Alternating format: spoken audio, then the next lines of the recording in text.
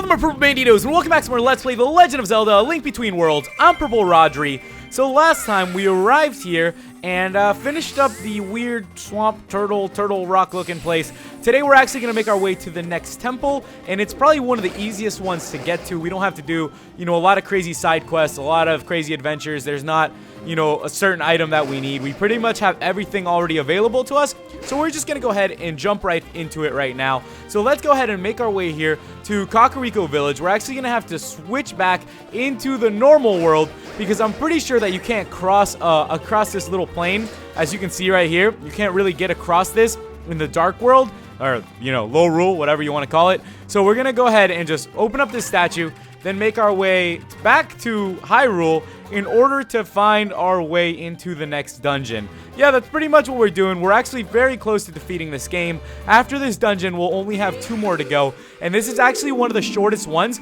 so I'm pretty sure we'll be able to finish it off today without too much trouble. I'm really not expecting it to be a super crazy hard dungeon that makes me go crazy or makes me flip out. I'm finally getting down to the dungeons that are a little bit easier on me, I would say. I left the last 2 pretty much just exactly how I did it the first time I played this game. I left the one on the right and the one in the top right corner of the game pretty much untouched till, near this point. And then I finally did them, and I actually really enjoyed doing it in that order. So I'm kind of glad that, I went ahead and did it this way. I remember still playing through this for the first time, and I was just kind of guessing with it.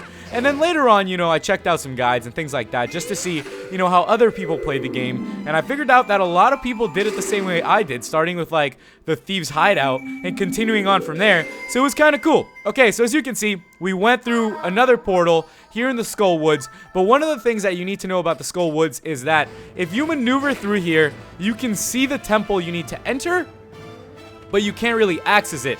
So what you need to do is exit out this way, and from here on out we'll be able to actually make our way to it. And this is actually a pretty fun temple. We're going to be looking, for a couple more secret hidden items in it. But I'm just really excited to go ahead and get closer to finishing off this game. Omega Ruby Alpha Sapphire is coming out here in like 4 days.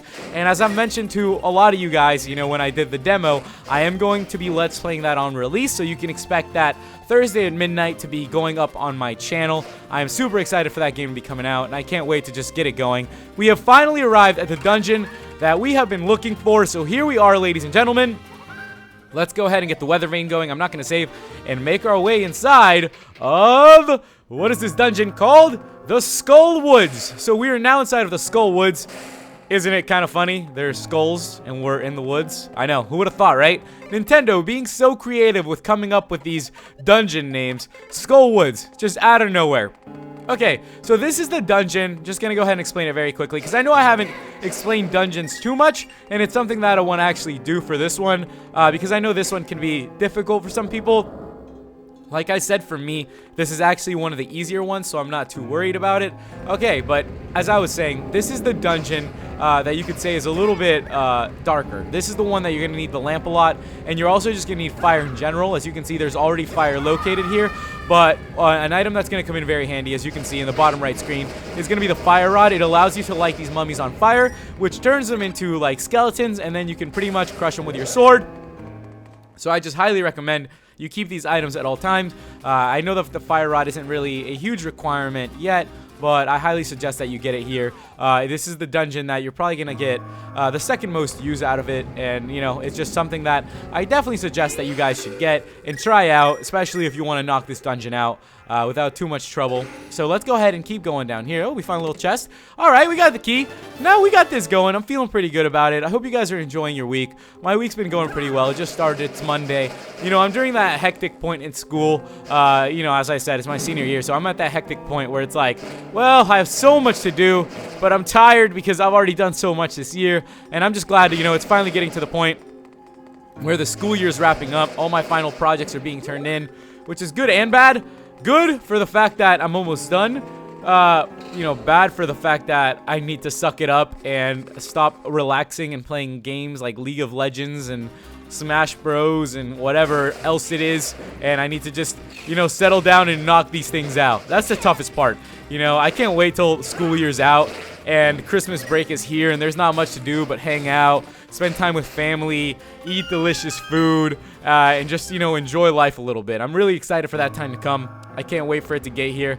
It's like I've been counting down the moments for it to get here, you know? I've been sitting here just waiting and waiting and waiting for the winter break to get here just because it's been such a long year.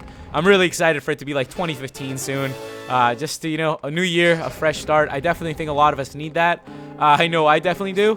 2014 was probably the most hectic year I've ever had. And I'm just excited to finally start a new year. And hopefully, you know, with a new year comes new beginnings. I think that's a saying, and I think I definitely believe in that. I'm just excited for everything to start anew and to, you know, see what 2015 is going to bring. But continuing on with that, as I was saying, it's going to be nice, you know, getting to spend time with my family and hang out with everybody. I think that's one of the best things to do. As I mentioned to you guys before, I'm probably going to be going to El Salvador to spend time with them. And I'm just excited. I actually haven't been to El Salvador for Christmas in a long time. They do a lot of cool things down there.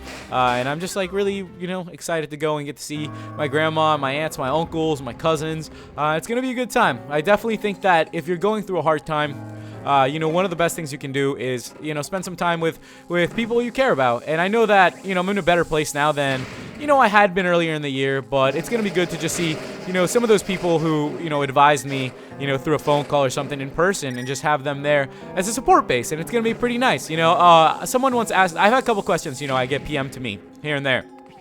One of the questions was, you know, when you're going through something difficult, what do you do? And I responded with, you know, what you have to do is, you know, make sure you know that you have people that care about you and talk to them, you know, reach out for help. Don't be scared to ask for help and to know that things always get better.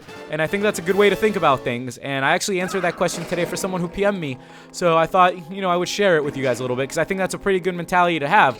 Let's continue on through here in this dungeon. I'm actually progressing through it quite nicely. Another one, just fun questions. You know, I don't know. I guess I have a lot of little questions on my mind that people have been asking me recently that I thought I would just answer as a whole because I think it's just fun, you know, bringing some of these things up. Another question I got asked is, you know, if I've still been working on improving myself and becoming a better person. And the thing is, you know, I think we all have ups and downs of it, but I'm definitely on an up of it, of where I do want to become a better person. I feel like, you know, I might have hit like a still point in my life for a while where I wasn't doing too much to improve, but I feel like I'm finally back on the right track and reaching out for that point where it's like I'm trying to make a difference and, you know, continue to make myself into a better person. I think that's a good way to live. If you guys get anything out of these videos other than silly jokes and me pretty much failing, you guys should know that it's always good for you to improve and you should definitely try to become a better person. Just this past weekend, I actually had the opportunity to volunteer for the Special Olympics bowling event. You know, they're hosting the Special Olympics here in Florida at Disney. I live in Orlando, so you know, they had a couple things, and I had the chance to volunteer for the bowling event for the Special Olympics. I basically just went to a lane with 4 participants and their coach, and just like I was the scorekeeper, I guess you could say. And, you know, it was just a really nice experience getting to talk to some of these people and just getting to know them. And it makes you really thankful for everything you have because there's people out there who have it so much harder than you. And it's not until you do something nice for someone else that you realize it, you know. I'm so glad that I had the opportunity to go and to meet people and to just, you know, learn from them. And just, you know, it's one of those moments that just when you're a little lost or where you don't know where you're going, it hits you back a little bit, you know. And I know that I've just been, you know, just trying to find myself slowly again, trying to become a better person. And I'm just really glad I had the opportunity because it kind of knocked it back into me like, hey, I'm blessed to have the life that I do and I'm so thankful for everything I have. And it's just really nice, you know, having the chance to help other people and to give back a little. And I really enjoyed that. I definitely want to, you know, give back as much as possible. And I thought it was really nice. If you guys ever have the opportunity to volunteer for the Special Olympics or something of the sort, I highly suggest it. It's really, really good. You know, it's very fulfilling to give back a little bit and just to, you know, meet people who probably have had it harder than you in life. And it makes you really thankful for everything you have. Even if you don't have a whole lot, you know, you still can appreciate, you know, being at full health or, you know, having people there that care for you and things of that sort. It's really the little things that you don't come to appreciate until, you know, you realize that other people have it worse. You know, that's why I think you should really appreciate everything you have. And it's just a really good way to think about it. I just thought I'd share that with you because having the opportunity to volunteer there, I really hit me and I was just, you know, really taken aback by the people I met. in some of their stories, and it was just a really great experience, and I'm glad I had the chance to do it. So if anything, I can share that experience with you guys, and maybe someday you guys will, have the chance to volunteer somewhere and just give back a little. I think it's a really good thing to do, and I highly suggest it. It's nice, it's a nice thing to do. All right, guys, well, as you can see, we're doing pretty good in the dungeon. We're about the halfway point here. This is a very short one. We're actually coming very, very close to the boss, which is very surprising. I know. We only have a little bit left here. Who would have thought? This dungeon is absolutely flying by. Or it might just be because I go off on my little tangents once in a while. But that's okay. I enjoy doing them once in a while and going off and just bringing up, something that maybe you can talk about or we can talk about. If you guys ever want to hit me up with a PM or, leave a comment. If it's too personal, you can hit me up with a PM. I try to respond to as many as possible.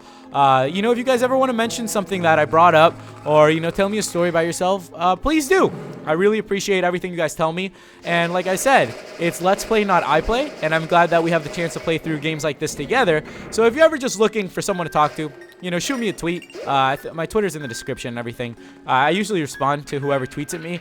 If you ever have any little personal stuff you want to send to me, send those. I really appreciate reading those things. And it's great getting the chance to know you guys and hear back from the people who, listen to my crazy stories and who actually put up with me being bad at games sometimes, but, giving back some insight because I've had a lot of experiences in my life. Okay, let's go ahead and knock out this hand thing. Now, the part that we're at is you can see that there's there are two eye socket looking things here. There's one on the right, one on the left. We're going to go ahead and throw the one on the right for the first.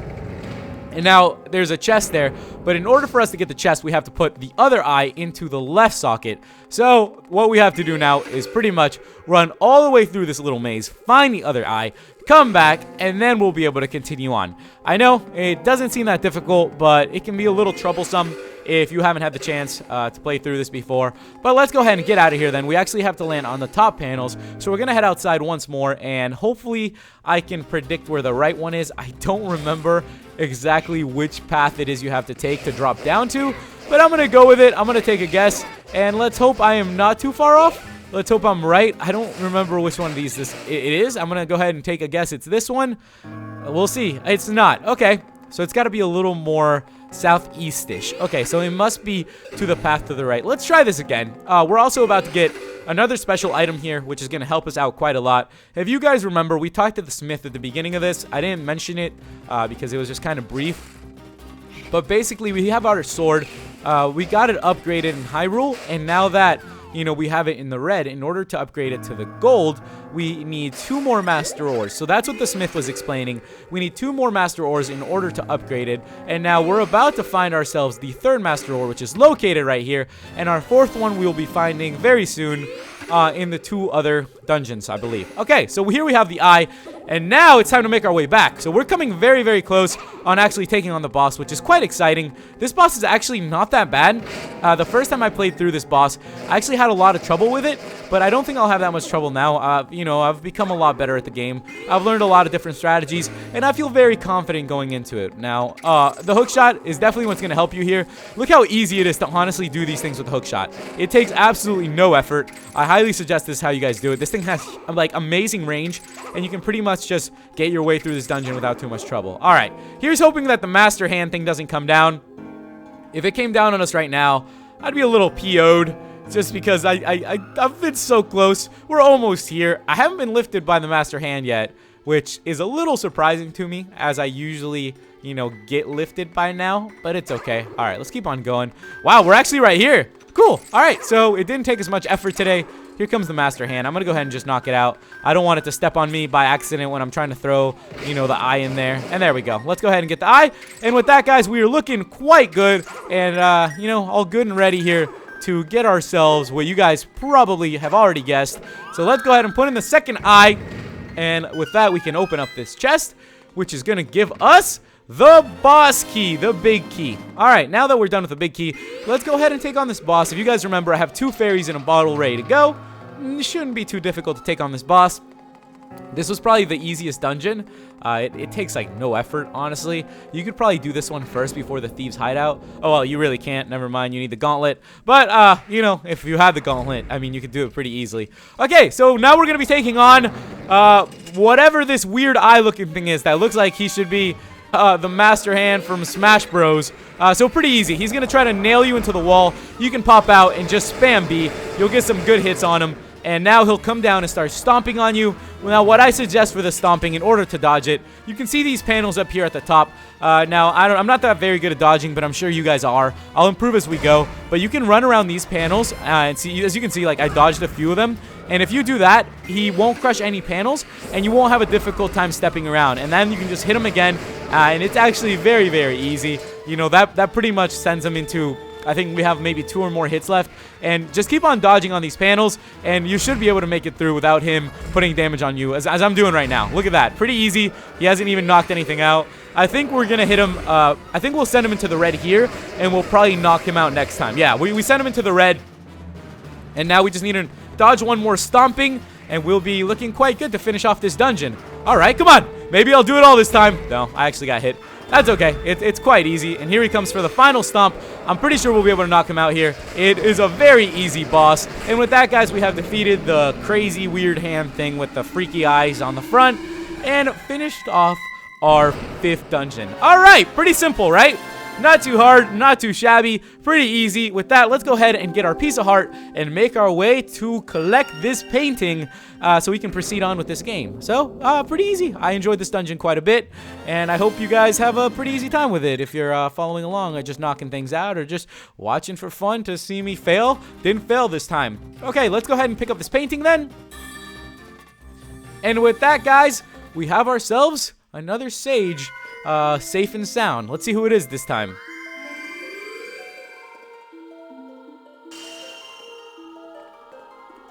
I see, my little friend from the sanctuary. You've come to my rescue. Bless your goodness, how strong you have gotten.